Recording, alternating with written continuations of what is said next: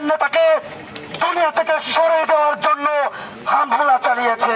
গোপালগঞ্জ থেকে পরিষ্কার বলতে চাই, এই হামলা বিপি নুরের উপরে নয়, এই হামলা বাংলাদেশের উপর, এই হামলা 24-এর গণঅভ্যুত্থানের উপর, এই হামলা ছাত্র জনতার রক্তের উপর দিয়ে পাওয়া বাংলাদেশের উপর।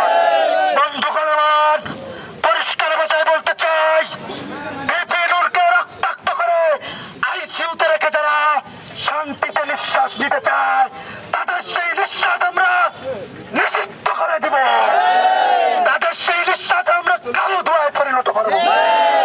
প্রত্যেকটা ব্যক্তিকে যারা ওই হামলার সাথে ছিল এবং ওইখানে ছিল প্রত্যেককে গ্রেপ্তার করতে হবে এবং প্রত্যেককে গ্রেপ্তার করে জনসম্মুখে তাদের বিচার করতে হবে। বিভিন্ন উপরে হামলা চালিয়ে তারা যে দুঃসাহস দেখিয়েছে, তার প্রতিবাদে আমরা গোপালগঞ্জ জেলার মাটি থেকে আমরা বলতে চাই, ইন্টারিয়াম সরকার যে দুঃসাহস দেখিয়েছেন, এই দুঃসাহস আপনারা অতিরিক্ত দেখিয়ে ফেলেছেন।